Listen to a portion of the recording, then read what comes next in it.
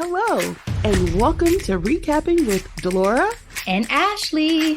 Please follow us on Instagram, Facebook, and Twitter at reCapping Podcast. Also, rate, review, and subscribe to our show on your favorite podcast platform. We're on all the things. We want to hear your thoughts on the movies and shows we review. Leave us a comment on Apple Podcasts or our YouTube channel, and we will read them during the show. Or reach out to us on social media. We love talking all things entertainment and pop culture with you. Thank you guys so much for listening. Thank you.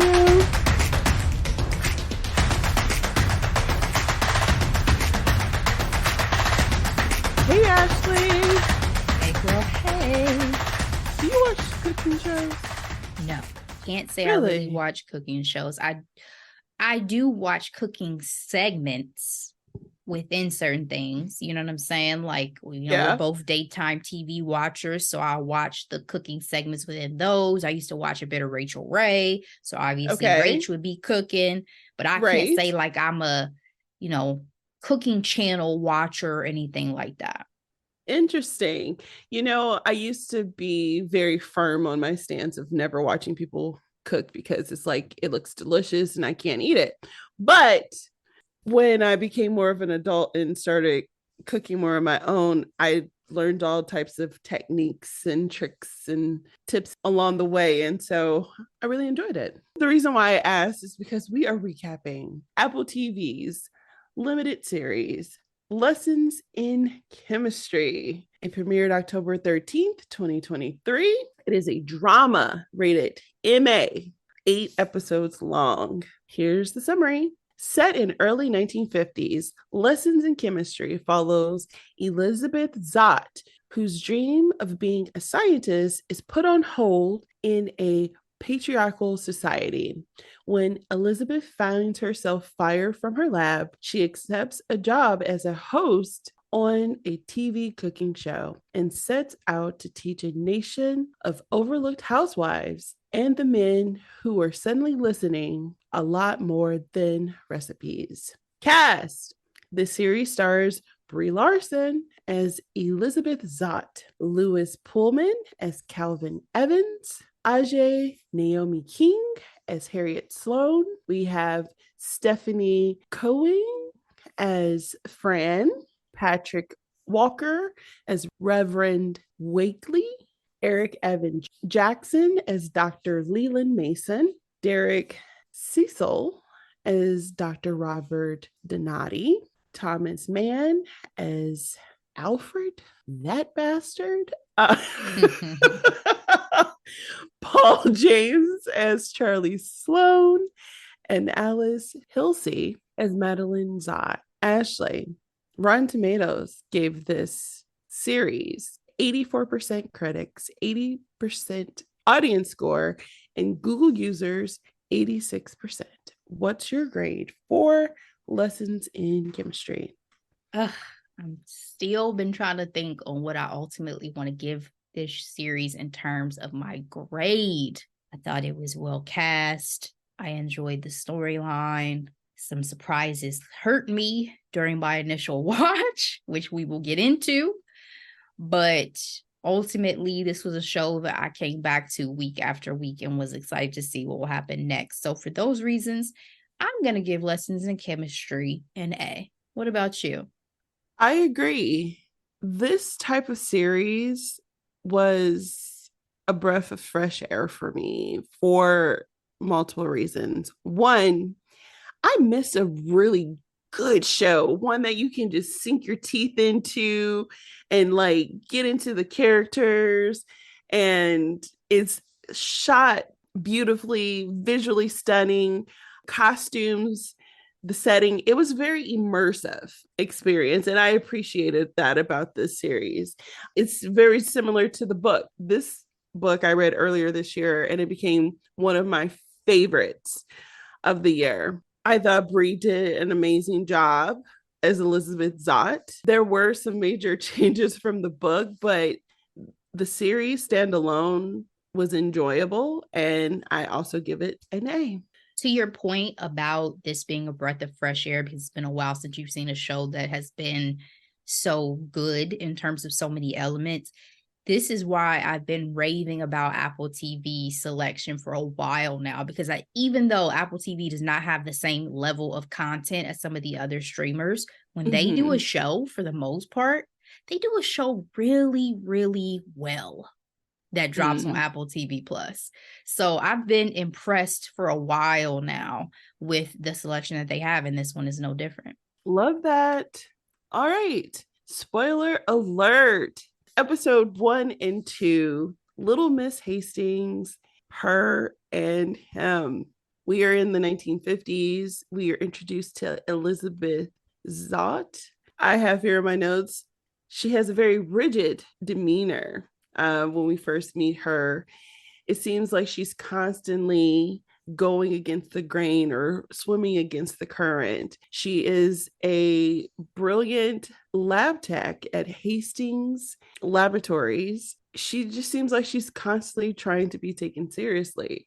What I find to be interesting themes throughout this story that talks a lot about women's rights, fighting the patriarchy, and then there's obviously elements of race that we'll get into later.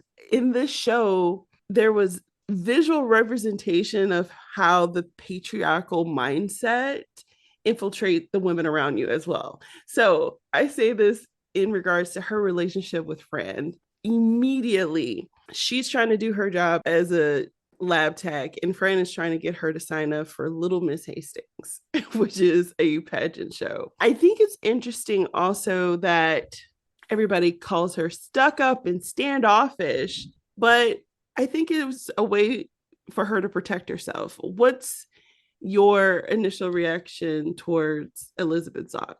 She was definitely a little bit robotic. Like, I think the majority of the folks outside of the friends who you meet feel like more stereotypical scientists, academic types, where they're intellectual but not necessarily the warmest, or have the best, like have necessarily charisma to the degree you may find in certain other fields. So to that point, I was like, that's a little bit stereotypical of what you would probably find in like a lab setting, where even if you're, I think the majority of the women that they would encounter there, they are not that, right? So they would have a different personality type. And also, to the point of the patriarchy, you were expected to be pleasing. You're expected to be pleasant. You're expected to be laugh at a man's jokes. You're expected to smile. All those things that Elizabeth's not going to play into, because she takes herself and her work very seriously. And I deeply respect that, because I love, as a running theme throughout this entire show, the fact that we'll see often in projects that a man is driven by his purpose. And in this case, Elizabeth is so driven by her purpose that it negated any other factors in her life. And I deeply respected that about her. And, you know, it's what we talk about all the time on this podcast, of being able to fortify yourself, because if you're waiting for the world to do it, you'll never find it, right? Even though she's a lab tech during the day, at night, she's working on her own experiments. And she takes from another lab, from the Dr. Calvin Evans, a material that she needed in her explorations. Speaking of patriarchy infiltrating our sister friends, Fran sees her one night and calls her out to Dr. Donati, who's the director of the Hastings Institute. That conversation was so demoralizing. He said, "You're not a chemist. You're not smart enough." And then he not only, to me, it was salt in the wound when he was like, you know, you need to know your place, so you need to sign up for Miss Little Hastings. He's a very insecure person. He's very, very insecure person. You see it so many times in this show, but he was just nasty. You talk about Alfred, me and Donati would have had to throw hands at some point, because he was a treacherous person. He's the prime example of someone who punches down, right? So when the pressure is on him, he immediately goes to the vulnerable amongst himself. And I hated him. He also had, I think, one of those ideas of grandeur that never materialized. Surfaced. Yes. Like he wanted more. And so he tried to either throw you down, throw your self-esteem down because he's not going to be able to live up to whatever potential he feels like he has. Girl. Calvin, who is the star chemist at Hastings, realized that he's missing some supplies. He goes looking, interrogating everyone in the place just to confront Elizabeth. In his first interactions with her, he calls her a thief and a liar. And again, the jokes were very dry and I was here for it. But he was like, I've talked to people in this office and all they tell me is that all you do is ruff people's feathers and that you're self-important. And she was like, were they talking about you or me? Yeah. Have you heard yourself speak?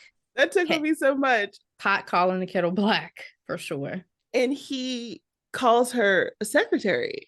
And she was like, well, I'm not. And he didn't believe her. What did you think about this meet cute? He did not give a good first impression whatsoever. He was very abrupt. He was very rude. Very. He did not give Elizabeth an opportunity to really speak. And so he was on my shit list at first. Easy.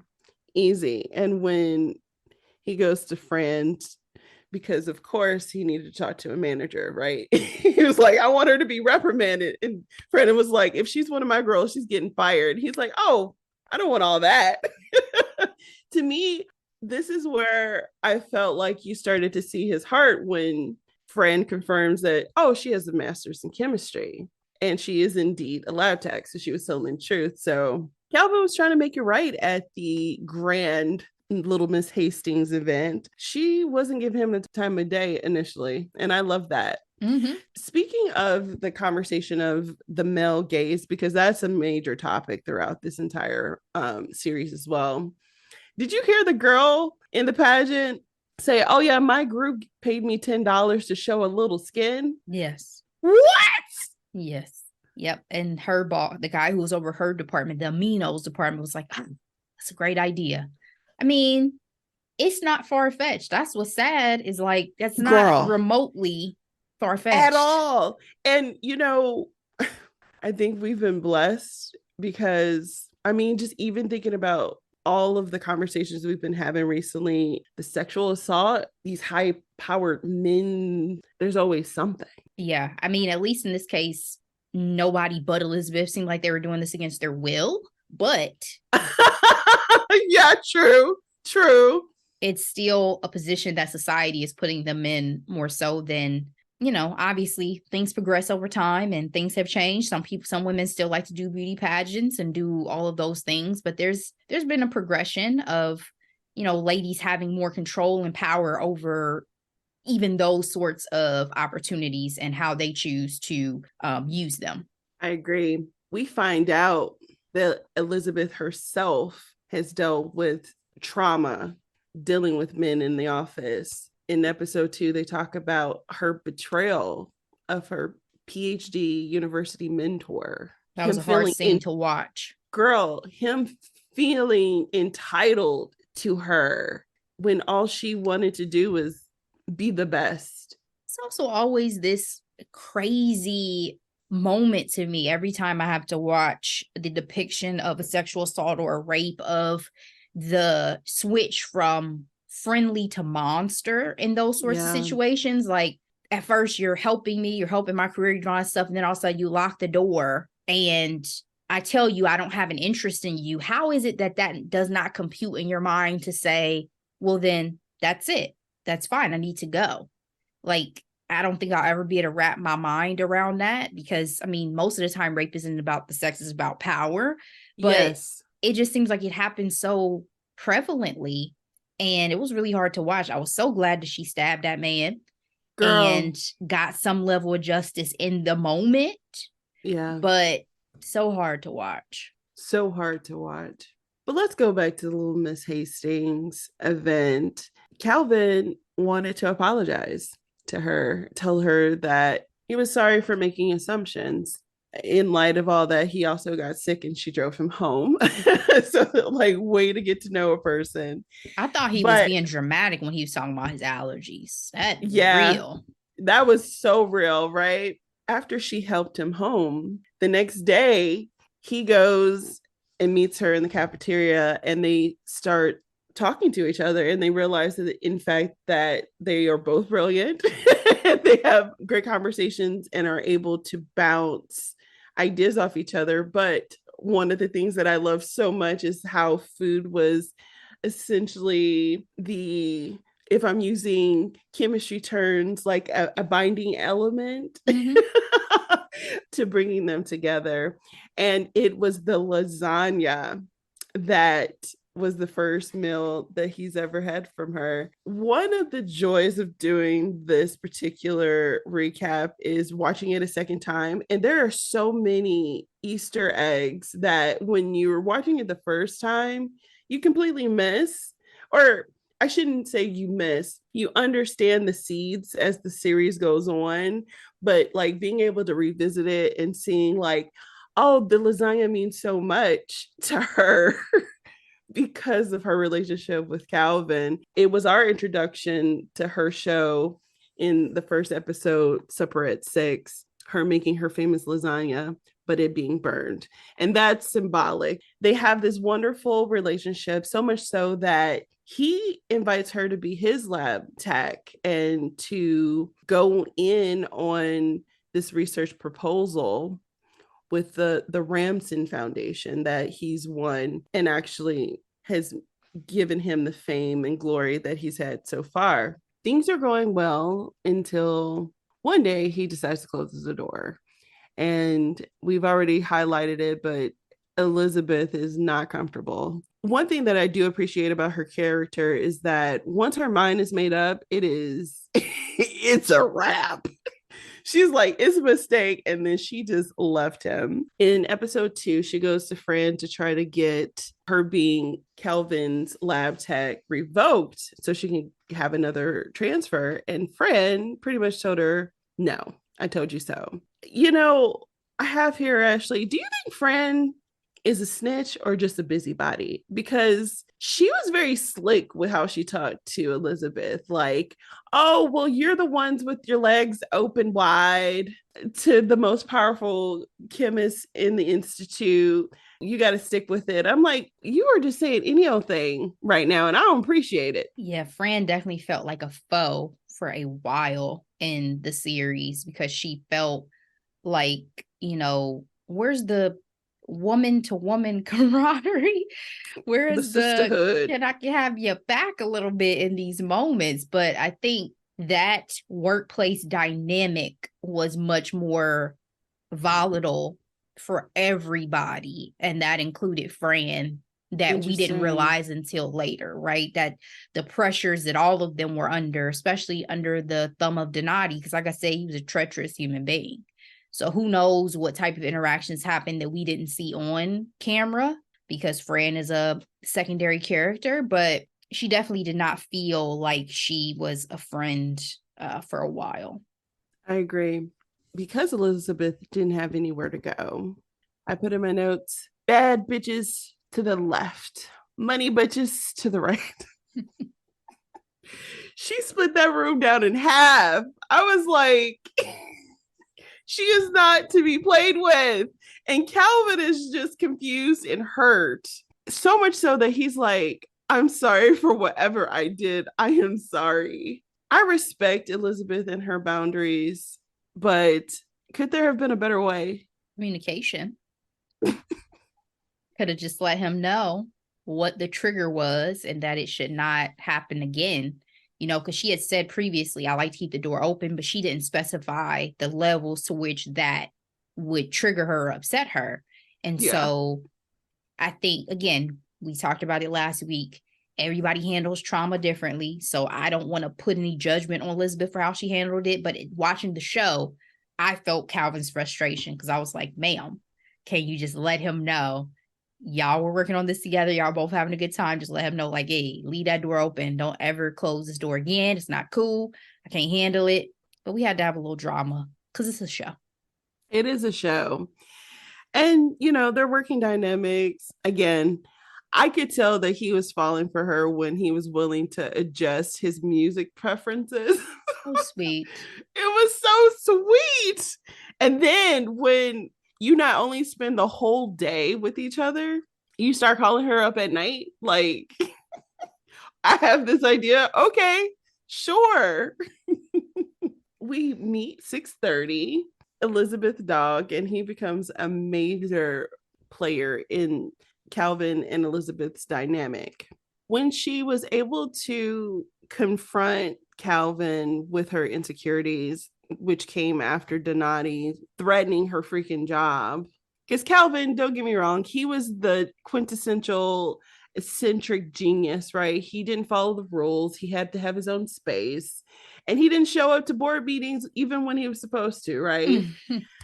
I mean, even on that day, he didn't even come up to work. She went to his house just to say, hey, they're threatening our jobs.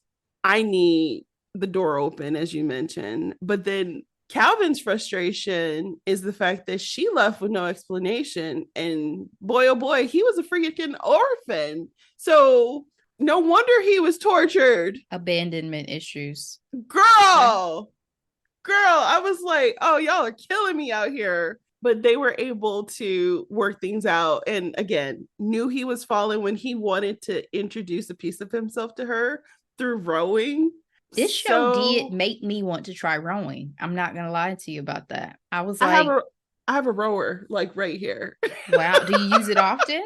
I need to use it more. According to David, I don't use it enough. Yeah, I remember in high school, the principal telling me and another student we should consider it because, you know, it looked good to certain schools, whatever. And I was like, okay, whatever. But watching this show, I was like, I do like the discipline of it. I do like the precision of it. I do like the exercise of it, all of that. Like it was intriguing. So I was like, oh, y'all may make me have an appreciation for rowing. Maybe I'll give it a try after I finally get these swim skills together, though. Because I'm not trying to die like Elizabeth almost did. What did you think about the humor in the show? Was it something that was hard to catch? I don't feel like it was evident in every episode, but I got a cackle when it came to Elizabeth and Calvin's dialogue. I can't say I had too many like laugh out loud moments. Like I would chuckle or giggle here and there, but it was no like, you know, big humor moments for me the way that it is with some other projects. It was subtle. So, but there was a lot going on in every episode. So it made sense to me. That's not really the point. No, I know, but it tickled me so much when she's so serious and very analytical. And he's like, I want to teach you how to swim. And she's just going down the list. And he's like, we can just start with bubbles. I related to that scene so much because I had to do the put your face in and blow the bubbles as well. So I was like, but too bad I wasn't making out with my swim instructor. So cute. So they work extremely well together.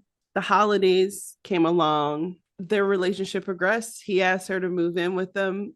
Their research continued. But unfortunately, the board rejected their proposal because she's not a quote unquote scientist. He was going to put her name first, something that she had never experienced. And they weren't interested in supporting the research, even with the revolutionary ideas they had, because she was a woman. Do you think there was some validity to the rejection from the board? The validity that I saw in it was about the fact that it would be an issue in terms of their reputation in the industry and the scientific community, because it would have been. And that's unfortunate, but that was factual. She does not have a PhD. She is coming over top of their star, a star in the industry. And obviously at that time also being a woman. So I understood what they were saying, but I wish that at the time there had been the availability of, well, we can be the first and we can break some barriers. And if Calvin is supporting her, then that must mean that it's going to lead to validity amongst the community, right? They could have stepped out on faith about it instead of, you know, wanting to follow along with, you know, the rules of what had already been established. That's the only way you break boundaries. Somebody has to be the first. So absolutely, I understood their point, but Donati, obviously the piece of shit he is, was never going to sign on for it. And then you had the other guy who was his boss, who seemed, even though he seemed more on board with what Calvin wanted, is all about the bottom line as well. So it was unfortunate because Elizabeth is smarter than pretty much everybody else except Calvin. Exactly. And I say except because they seem pretty fairly equal, not because she probably wasn't still smarter Exactly. than him. But I'm glad that you say that, because do you feel like he was willing to work with her because he respected her brilliance, or do you feel like he was just desperate initially and appreciated someone with new ideas? I think he realized how smart she was in their initial conversations. I think he appreciated her intellect. I think he appreciated her knowledge and the way that she looked at the world. And then, especially when it came to chemistry, I think the idea she had about abiogenesis and all these things were exciting because it was things that he probably had thought about, but just had not gone down the avenue of wanting to explore it further the way Elizabeth had, because Yeah. he was kind of, I got the sense that Calvin was getting burnt out because of all the pressure Yes. that was on Yes. his shoulders of maintaining this superstar reputation that he had to come up with something innovative research wise all the time. I Right. mean, he was the workhorse of that facility, you know? Truly. So I definitely think he absolutely respected Elizabeth and her intellect. But at the same time, yes, I think that she helped reignite his passion for what he was Mhm. doing, because he was feeling very burnt out and probably overworked by the pressure. They decided to move forward anyway, despite the rejection. Of course, that hallway speech of, "You are what I treasure most in the world, and we are inevitable," was everything I loved and more. I was like, oh my gosh, I love this. I love that they were resilient. They had really interesting conversations one on one outside of their work. In life and in chemistry, is it necessary that it's unpredictable? Hmm. Well, I was only a chemistry major for a quarter, so I don't know about in chemistry, but in life, I think the excitement of life is the unexpectedness of it for sure. I think if we knew, at least for me, I don't want to know the hour or the how of when I die. I don't want to know what's going to happen tomorrow. I don't know what's going to happen next week. And I think that those things continue to make life exciting and worth living. So I definitely agree with the necessity of being unpredictable, of life being unpredictable, and leaving room for the surprise. The unknown. Mm-hmm. Calvin was ready to propose, and Elizabeth was firm in the fact that she was not interested in being anybody's wife or mother. She wanted none of it, Ashley, and he respected it. What do you think being a wife and mother meant for Elizabeth? And do you feel like there are similarities to women of today? Did he respect it if he was still got a ring and was still planning to propose? Did he respect it? I struggled with that a little bit. He had the ring he talked about forever, and she said no, and he never gave it to her. So I think that had he lived longer, he would have still proposed at some point. I think there was supposedly this understanding between them that I never saw Elizabeth vocally say, that somehow their relationship was this game changer on her mentality. Because even when he went and got the ring, he said, you know, she doesn't want to get married and stuff, but things are different now. Things have been different, like since we met type vibe. And I'm like, that sounds good, but she did say that she never wants to get married. So where's the respect in that decision? What do I think marriage and children mean for her versus women of today? I think at that time she said it perfectly when she said women have the choice to either be mothers or anything else. I think when we're talking about the era in which she is working and an adult, there was the idea that women's place was in their household, taking care of their husband, taking care of their children. We even see that later on with some commentary with some ladies who have dreams and ambitions that they are not pursuing yet because no one has encouraged them to do so. And that's why I said earlier, I think I'm so impressed by Elizabeth, especially in that time of having such a strong sense of purpose and deciding that that was what made her life worth living for her, and not the societal expectations of getting married, having a family, all these things. Women today, obviously, thank God for the women who have broken barriers and the changes we've seen, because we have so many options now. yeah. There's still discrimination. There's still obstacles. There's still pay inequality and pay gaps and all these things we have to overcome. But women today can have children and still have phenomenal careers and get married, however that looks for them, and do all of the things. So there definitely is a lot more choice now in terms of being able to have a family life, marriage, children, all that as a woman, and being able to have a successful career and purpose. And that's beautiful. But I do think that there were limitations, more limitations in Elizabeth's era in 1950s she would have been up against. Now, Elizabeth was unique in that I think she could have handled it, and she does handle it. Yeah. But there were obstacles for sure. I think it's interesting because this whole entire series is based off a debut novel, Bonnie Gurmas, who I love her story. She is 66 years old now. This book came out in 2022. So she was in her 60s when she had her debut novel, reached the New York Times bestseller, and then got picked up and become a freaking Apple TV series. Like, shout out to that all in itself. There is no timetable on your dreams. Period. Okay, let's remember that. But I think what's so interesting about the book and as well as the series is this is fiction, right? But I think she does a really good job highlighting the plight of women of the 1950s. I just find it very fascinating. It also reminds me of Queen's Gambit a bit too, like extraordinary women doing extraordinary things. Unfortunately, they're not real and you wish they were. Mm-hmm.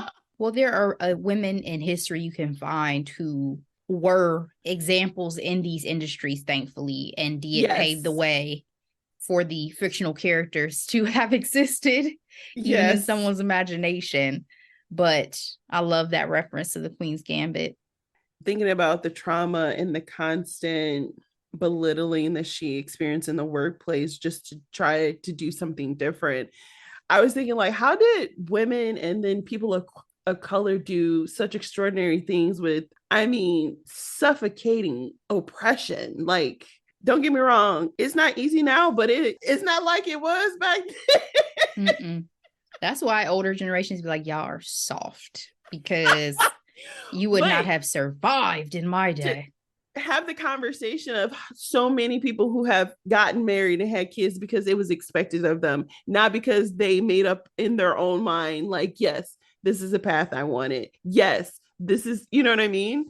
I mean, honestly, it's a question I ask myself all the time. Like, is this, you know, in the things that I'm doing in my life, is this the path I want to go down? Absolutely. And you only know by trying them. I think I heard somebody say that recently. It's like, you know, you can't stop yourself from doing things that you haven't necessarily yet experienced to know whether or not they'll be the right path for you. Like, there's no guidebook for anybody, right? So you have to go through the experience and then decide yay or nay. You know, harder for when you have a baby because there's no takebacks, you know? Yes. Once you have a baby, ain't nothing we can do. Oh, but I saw that video on Instagram where she's like, we have to understand there's a difference between a choice and a decision. So you can choose and you can explore it, but then decide, you know what, this ain't for me. So with the exception of children, of course, I'm going to do something different. Mm-hmm. And, you know, we do have the autonomy to do that. So, girl, episode 2 ends with Calvin getting hit by a bus. My mouth was on the floor. Because so that didn't happen in the book. It did not happen in the book. Wow. So in the book, this is what happened. So in the neighborhood, you had to have your dog on the leash. And Elizabeth bought Calvin the leash for $6.30 for his jogging. It was a rainy day. And $6.30 hated the leash, and Calvin slipped and hit his head. So his death was actually a slow death in the book, which was also, I'm telling you, when I got to that part, I hadn't mourned a character in a very long time in a book. And when he died, I was like, I felt hollow. I was like, I guess better that he got hit by a damn bus. So that's what I was trying to say, Ashley. It's like, he bled out and he was found, but not in enough time. And then he died. So I'm like, I don't even know what's better because when he got hit by this bus, my mouth was just agape and I was just in shock. What just happened? And you just replay like all the things he probably could have done to avoid it. Well, it was foreshadowed in episode 1. He was running and stopped short. So it was definitely foreshadowed. And I had a feeling that when he was tugging on, like, oh, this ain't about to work out. But I did not really suspect that like Calvin is dead episode 2, right? We got a season to go. You know what I'm saying? We got episodes. Where do we go from here? Like Elizabeth, did you even have that man for a year? Like, damn. Episode 3, that's one of the things she said at his funeral. I didn't know him long enough. That broke my heart. It was heartbreaking. The only thing I said to my mom as we watched this was, sometimes does it help during the grieving process to think about how full she made his life before he lost it? Ooh. You know what I'm saying? Like, does it give you any solace or comfort just to think about how happy and how full his life was before I'm getting emotional. Oh, I'm sorry. I'm like, Calvin, orphan boy, all he wanted was love. So in the book, the dog did have a narrative. He didn't talk to anybody, but you got insights of 6:30. Did the dog narrative take away from the story for you?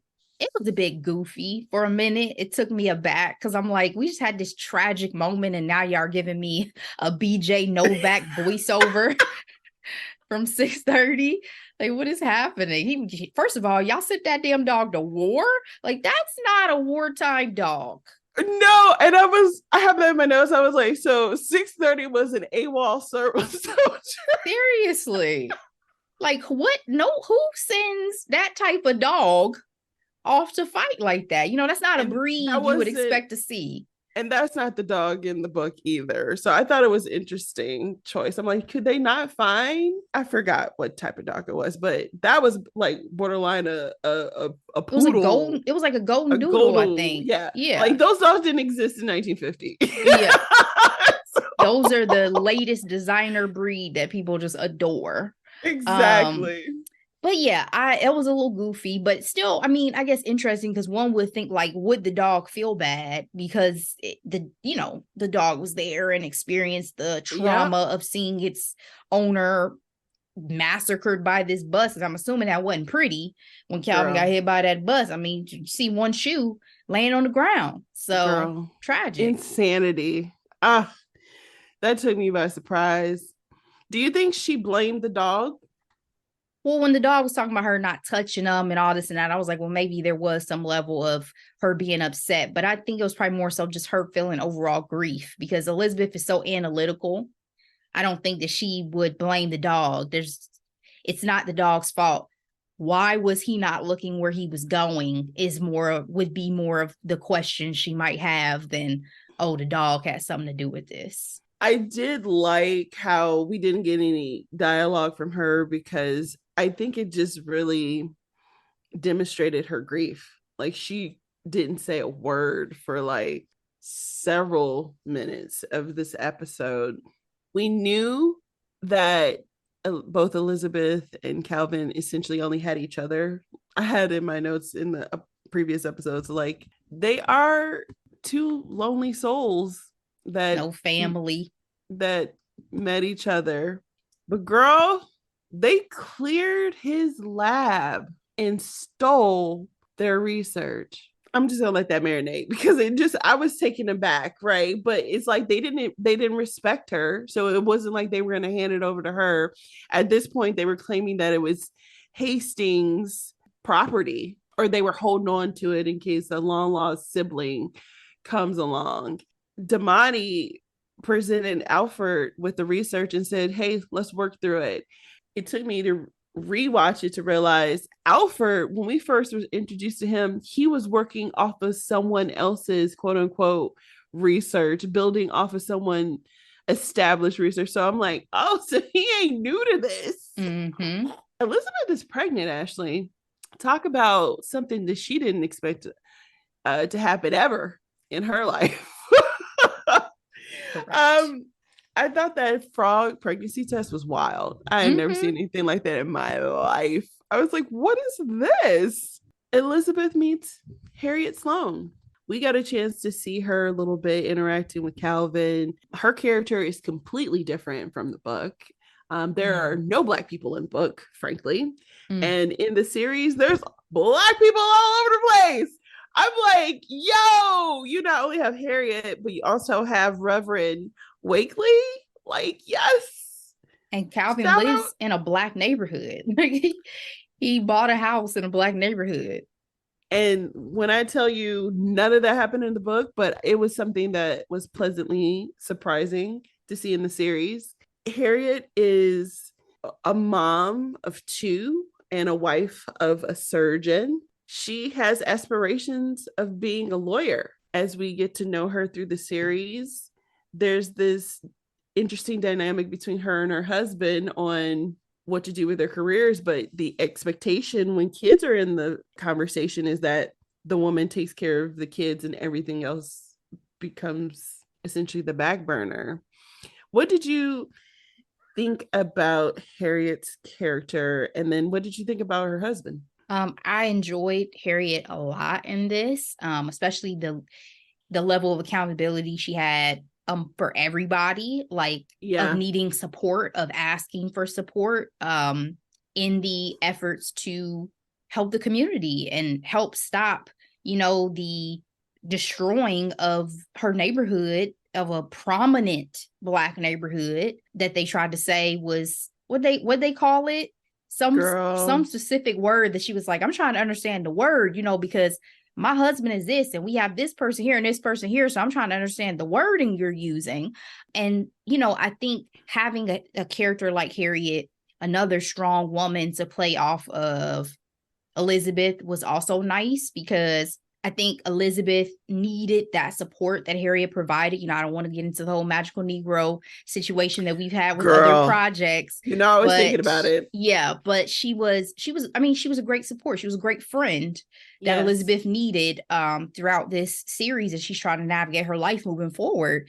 And Harriet was so strong on her own, and so also a woman at that time who was fighting for something and had such a strong purpose and such a strong will. So her dynamic with her husband was great, because she was not just about to sit back and be Dr. So-and-so's wife. You know what I'm saying? She's like, right. well, I put my dreams on the back burner after we had the first kid, after the second kid. But guess what?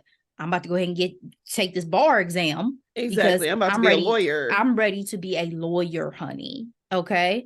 And he was like, Yes, wait, did I become Mr. Such and Such while I was gone or whatever? But absolutely. he said it with a humor. He was never being aggressive about trying to diminish her or diminish her dreams. And Mm-hmm. I appreciated that. But there was still an expectation that his career came first, though. I think there was, but I think that at least in their relationship, there was room left for her to do the things that she wanted to do at Yeah, the same time. I agree. Harriet's character in the book was an older white lady who had a husband who was lazy. He just sat on the couch. He went to work, he sat on the couch, expected her to do everything. And she was the nosy neighbor who was like, who is this peculiar young woman who's making a lab out of her kitchen? Mm. That did happen. But what I did appreciate about the series is with the introduction of African American characters, they had a real life topic that impacted so many communities of color in that time. Like Mm-hmm. all the highways that we have come to love and learn have flattened countless communities of color by the government. Hello. And a lot of these places have been since forgotten. And so I think it was important that they highlighted that and they did something with it. I have to say I did not enjoy the beating on black bodies when they did their protest. I do think overall they were responsible with the depiction of black people in this story. Elizabeth is going through it, Ashley. She is pregnant, she is grieving, and she lost her job because back in the day, women did not stay employed when the employers found out that she was pregnant. And then that's why I'm like, did Fran snitch on her again? Like, when she was up in the restroom and she had her skirt hooked up and Fran was right there. I'm like, girl, can you mind your own business? Yeah, I don't know if that was Fran in that case, or it just had become apparent to a lot of people, but Fran Everyone. was the one who we're seeing in the bathroom, but they did have her in the meeting. So again, it kept making Fran seem like what are you doing up until that point? But yeah, we'll see later some additional details about Fran. Elizabeth is rage renovating. She is making her kitchen into a laboratory. She out here asking Sloan for an axe. I'm like, poor baby. The bills are due. What I love about Elizabeth is that she was resourceful. She started hustling. She was brilliant, and everyone she worked with knew that she was brilliant. And she had these scientists coming to her door with her baby in tow to make a living for herself. Elizabeth giving birth and naming the baby Mad was hilarious to me, in the fact that for her to be so brilliant, I'm like, why are you naming your baby Mad? Like, I don't know what advice that nurse was giving her. Name your child based off how you feel right now. She said, okay. No one expects it to be literal, but I guess that's Elizabeth for you, especially in the moment because she just woke up like you drugged me. I didn't give my consent for that. We get a time jump 7 years later, and Mad is working on a family project, a family tree. She also has a friend who likes to eat her school lunch.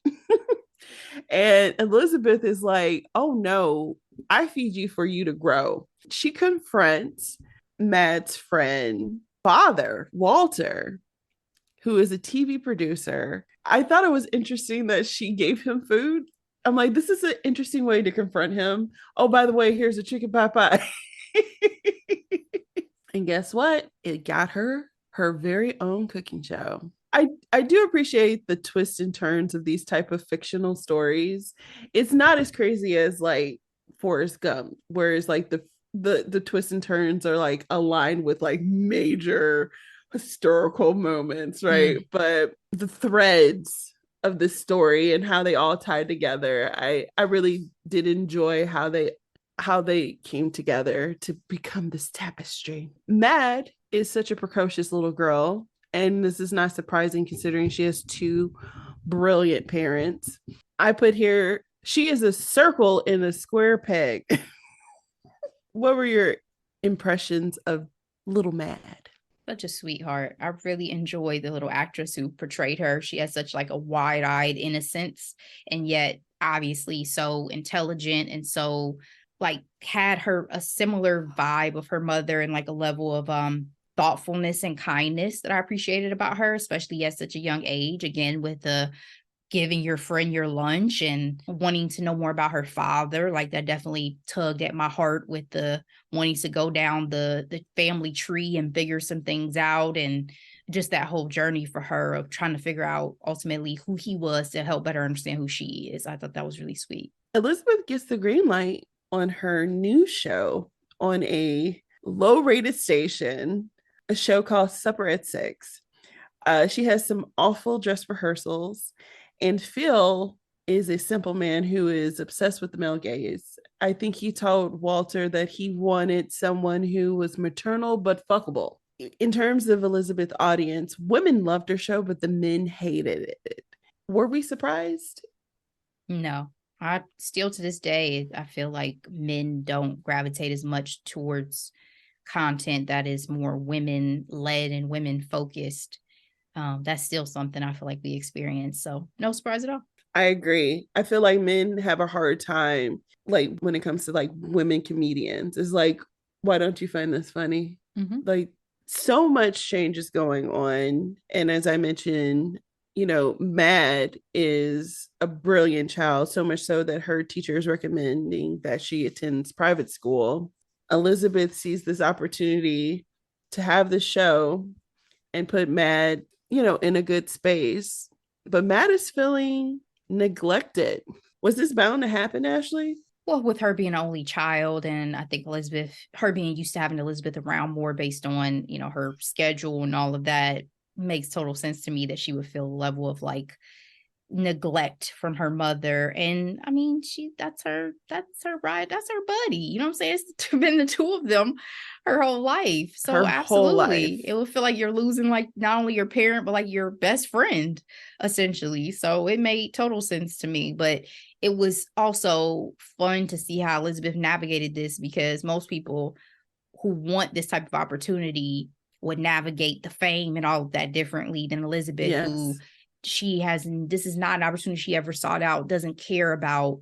And just to see the level of like care she had for her audience, for her messaging, for the way she created the show, I just enjoyed seeing all of that kind of come together. That was actually one of my questions, Ashley, to you. Would you watch it, and then would you eat her food? I would definitely try her food. Would I have watched it? Like I said, I'm not necessarily a cooking show person, but I think the intrigue of the way that Elizabeth approaches it Her delivery.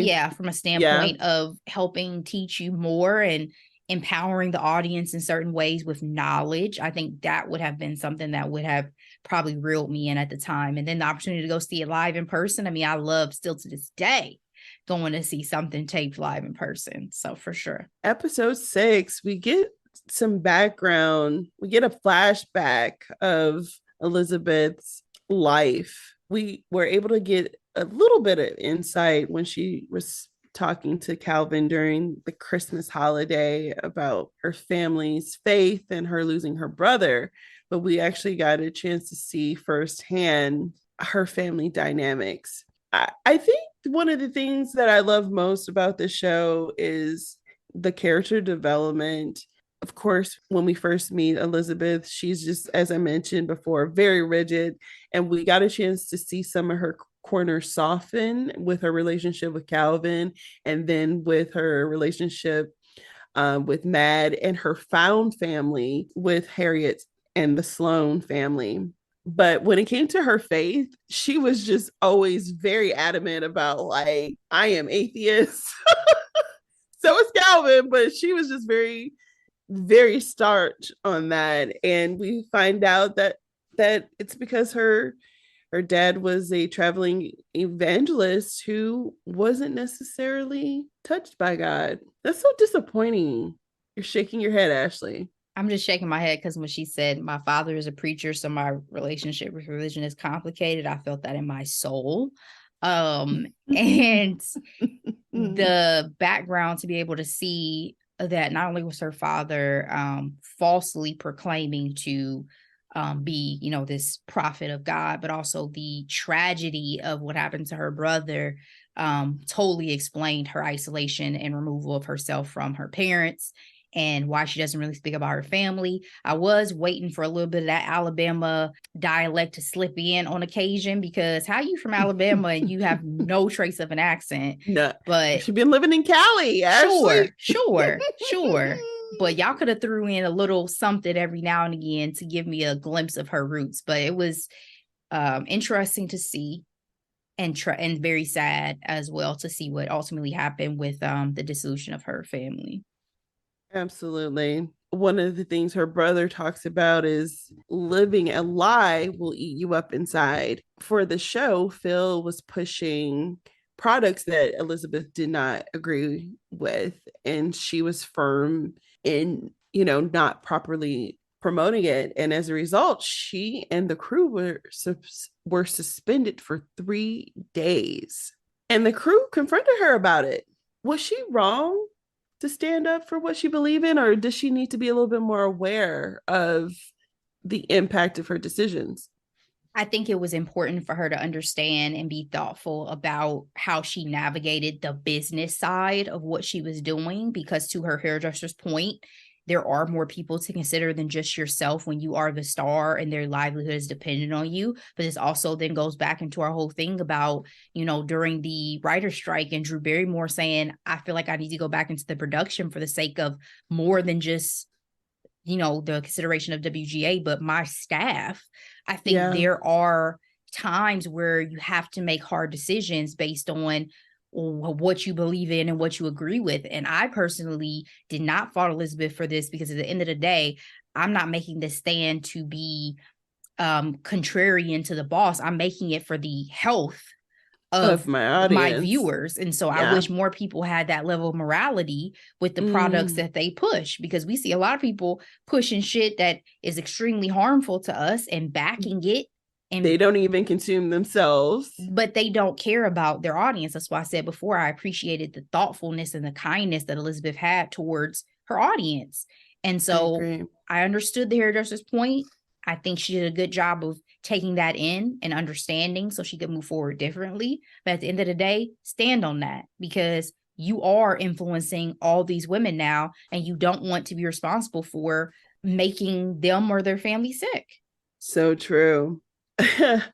I love how, I don't think I've ever seen it visually on screen, the dynamic between a white woman and a Black woman in America when it comes to some of the social issues. You have feminism and then you have womanism. Womanism is what a lot of the Black liberators gravitated towards because they felt like, you know, our white sisters weren't supporting us the way we needed to be supported. And the conversation between Harriet and Elizabeth on the night where Elizabeth wore pants on TV, but then Harriet is talking about, you know, losing votes for her entire community. And she's just like, yes, you're always talking about, you know, giving it to the man, but I am talking about this entire community, one that you also live in. And so, what are you going to do about it? And of course, Elizabeth is gun shy because she just got suspended, but it's like, let's put some things in perspective. I appreciated the pressure that Harriet put on Elizabeth, like, wake up.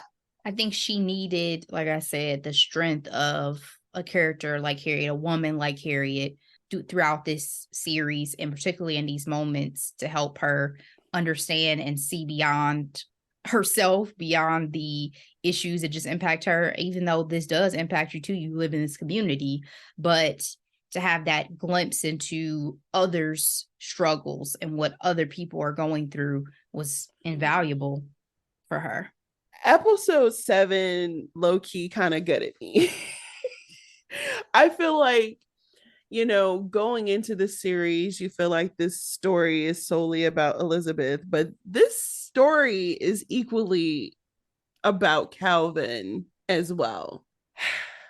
As we mentioned previously, Matt is working on a family tree project, and she started digging into her father's things, and she came across a letter. And we found out that Calvin was Reverend Wakely's pen pal for years. Like, what are the freaking odds? Oh my gosh. But even before we get to that point, we get the flashback of Calvin being in the orphanage and literally doing some serious bootlegging for the church.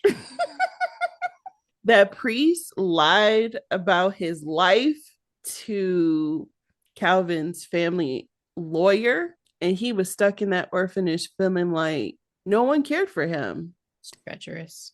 Special place in hell for him, in my opinion. You robbed him of knowing his mother, knowing that he was loved and that his mother had been looking for him and always wanted him.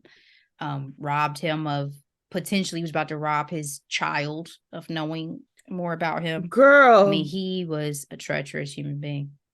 Awful. I put in my notes, I'm like, this dusty man, like, how dare he? How dare he? For greed. You put your trust, and you put your trust into, again, I'll say it's a lot, spiritual, religious leadership and this. And I mean, this man was a priest. Okay. And he would do that to an innocent child. So, yep, it's treacherous. Crazy. What did you think about Calvin's conversation with Reverend Wakely on science and religion? One of the quotes that I thought was interesting was that science is the how and religion is the why. And as Calvin fell in love with Elizabeth, he was like, she's the why and the how. I I enjoyed it. I mean, it was unexpected, this correspondence, and both men's appetite for each other's curiosity was refreshing, because so often people get stuck on their sides of the fence and don't necessarily want to hear a differing perspective. And Yes. the fact that even though they had these, some would say, stark differences, they developed such a strong bond and such a strong friendship. And I think there's something that we can all take from that, and especially today, and try to learn from.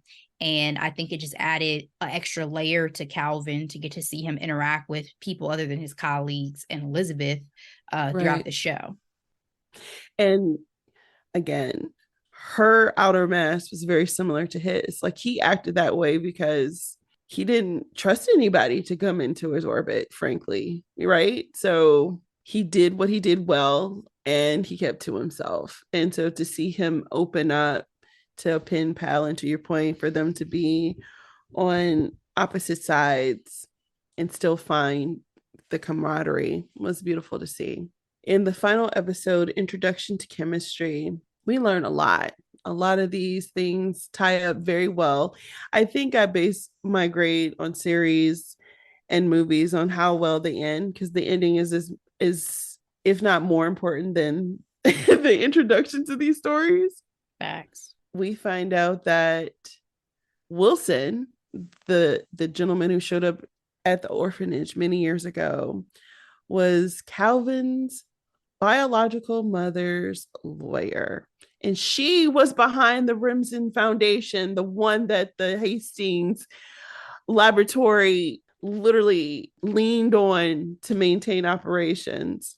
She was a teenage mother, and her parents took her son away. And the fact that she donated to Boys Home within a certain radius, I'm just like, this story is killing me. I am just like, she was determined to find her baby. And I think the part that really saddens me was the fact that he sent a cease and desist letter to her, not knowing that she was truly, in fact, his mother. But the heartache that she went through, not only having her child ripped away from her, but being lied to, thinking that your child was dead, just to find out that, oh no, he's thriving. Her parents were something else. I don't think I've felt such an injustice of that caliber since maybe like the mom in the Notebook and her keeping Noah's letters. But at least in that case, there was an opportunity to reconcile without someone having passed away. That's horrible to be robbed of that life together. That was really upsetting to me. I love that his name was based off a theologian who believed in predestination, because I feel like that is definitely the overarching theme of this series. And the fact that the brilliance come from the mother, because who knows? Do you know theologians you want to name your child after, Ashley?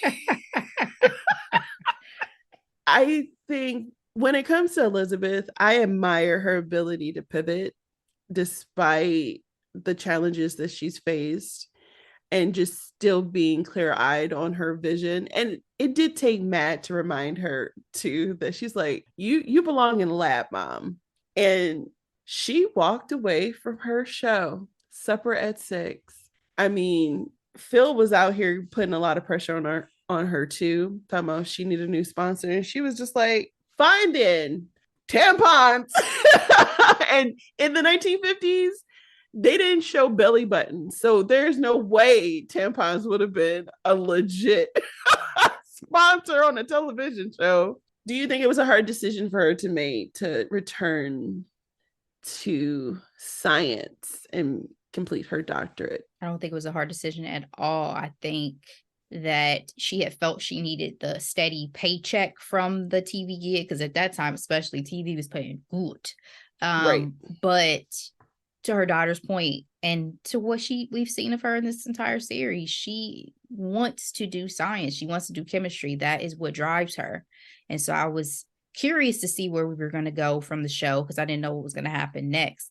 But excited. I'm excited for her, because again, she never wanted to host a television cooking show. That's not the path she wanted to go down. And so I have no doubt that she was excited to get back to her work, and for the groundbreaking work that I'm sure she would do for the world. It's a great thing to have her back in the lab. Absolutely. Fran shows up in Elizabeth's life again after her time at Hastings. And Elizabeth hires her and she becomes a friend. What did you think about that development? Well, that's why I said before, it had seemed like we couldn't tell whether Fran was going to be her enemy, what was going on throughout the show, but that just again spoke to the toxic work environment that was that Hastings laboratory, and probably the pressures that Fran was also under. So I'm glad that they had that reconciliation and that Fran became a more likable character, got a better understanding of her, and that they were able to form a bond and a real friendship. And were you surprised that Alfred turned into the new Donati? No, not at all. He was on the path already. He just finally had a reason to step out of the snaky shadows. What are your final thoughts for Lessons in Chemistry? Are they going to do a second season, or was this a limited series? My understanding is that it's a limited series. Okay, because I was very curious to see if we were going to get a chance to see a season 2 journey with this, see her continue on, see Matt continue to grow up and all of that. But if this is it, then again, it was a hell of a ride, very unexpected with the early season death of one of the main characters. But I think that they fleshed out the story so well, and that Calvin was still has such a large presence throughout the storyline that thankfully, as an audience, at least we did not have to fully miss him and not get an understanding of who that person was, who that character was. And I appreciate the empowerment of ladies, even with Elizabeth encouraging the one lady to get her go and become a surgeon and all these things, and just that messaging throughout of, pursuing your dreams. So overall, like I said, it was a great series to watch. And if they do decide to do a season 2, I'll be here for it. Yes, this was well done. I have watched book adaptations and they've been horrible. And this one did not disappoint. Even the things that they added was done well and wasn't cringy. So I appreciated that to the utmost. The performances were lovely. When it came to Calvin's character, I was like, he looks so freaking familiar. And when I found out that he is freaking Bill Pullman's son, I was like, Independence Day? While you were sleeping? How old am I? Right. But when I found out that was his son, I was like, that's his entire face. Of course, that's his son. Makes sense. Makes so much sense. But man, this was a wild ride and I thoroughly enjoyed it. And if there is another season, I'm a little nervous because, no more source material. We know how that goes. Shout out to Game of Thrones. Bravo to everyone involved. And that's all we have, Ashley. Time for Hidden Gems. All right, I have one hidden gem today, and that is a series on Hulu that I'm watching. I'm not sure what network it may air on otherwise, but I'm watching it on Hulu, called Black Cake. It stars a character who it's a drama mystery, and she has a lot of secrets. She escaped from her home and has gone through quite a journey in her life. And so it's really exploring that and exploring her relationships with her family subsequently as a result of things that have gone on. I don't want to give away too much because there's a lot of revelations that you will want to be surprised about in the actual series itself.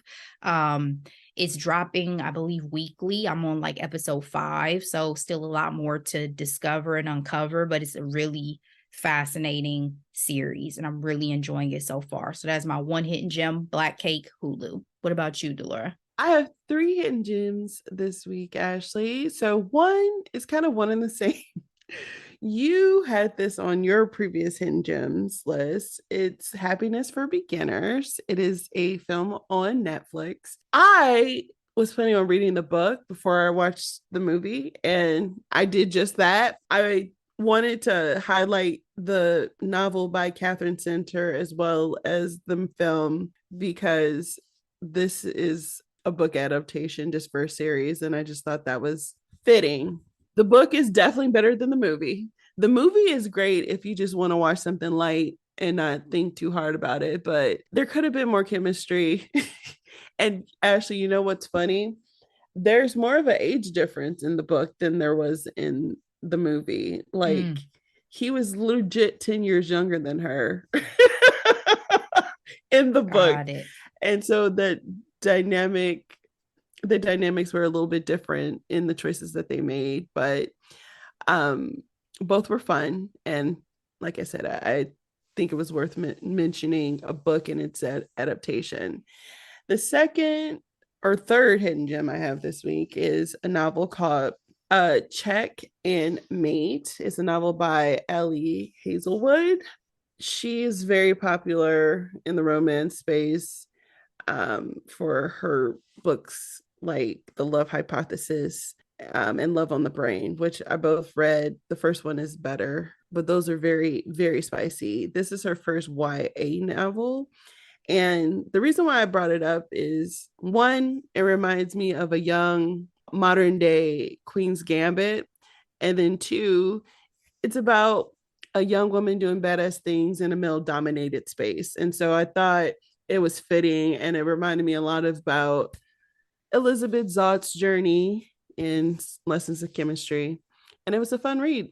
So those are my hidden gems. All right. Well, thank you guys so much for sticking with us today. We'll be back with more, but please, in the meantime, share this episode with your friends, family, loved ones. We appreciate it. And until next time, as always, be blessed.